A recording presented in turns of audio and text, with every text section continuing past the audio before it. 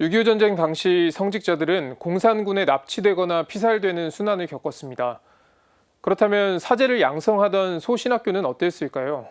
소신학교도 전쟁의 소용돌이를 피할 수 없었는데요. 전세에 따라 지역을 옮겨 다니며 수업을 이어갔습니다. 70년 전 신학교로 가보겠습니다. 6.25 전쟁 발발 이튿날인 1950년 6월 26일, 용산 소신학교에서는 평소처럼 수업이 진행되고 있었습니다. 하지만 북한군의 갑작스런 공격에 국군의 방어선은 맥없이 무너졌습니다. 부모들은 불안한 마음에 학교에 학생들의 귀가를 요청했습니다. 서울과 근교에 사는 신학생들은 집으로 향했고 지방 출신 신학생들은 피난을 준비했습니다. 지하실에서 밤을 지새운 신학생들은 학교에서 챙겨준 쌀을 들고 28일 새벽 길을 나섰습니다. 그때 당시에 성직자 대피령이라는 게 내렸다고 그래요. 아마 공산군이 성직자를 먼저 공략한다라고 하는 그런 대피령이 있었다고 해서 신부님들하고 신학생들한테는 당시 침대보가 천 같은 게 침대보가 있었대요. 거기서 쌀 한 움큼씩 싸가지고 피난을 내보냈다고 합니다.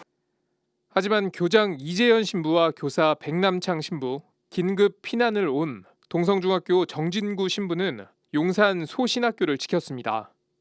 피난 도중 돌아온 신학생들도 15명 정도 있었는데 2005년 6월 19일자 평화신문에는 당시 신학생이었던 김항식 씨의 증언이 실렸습니다. 이재현 신부님께서 목자가 양떼를 버리고 어디를 가느냐고 말씀하신 기억이 납니다. 그러다 9월 17일 새벽 갑자기 문을 열라는 고함 소리가 들려왔습니다. 나는 후배를 통해 신부님에게 피신하시라는 말을 전했습니다. 그런데 뒷문에도 공산군이 와 있었고 백남창 신부님과 정진구 신부님이 먼저 체포됐습니다.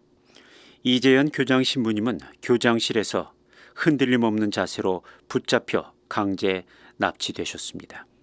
9.28 서울 수복 이후 교구는 소신학교 뒷수습에 나섰습니다.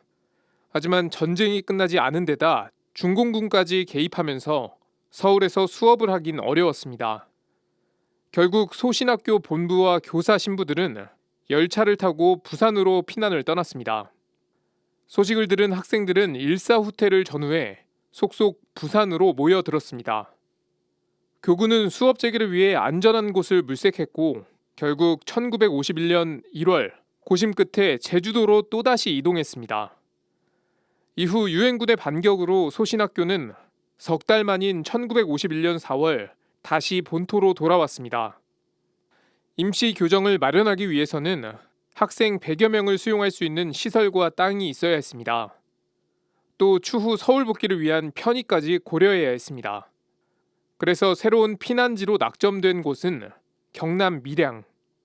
당시 밀양본당 주임 김영재 신부와 주민들은 소신학교 정착을 물심양면으로 도왔습니다.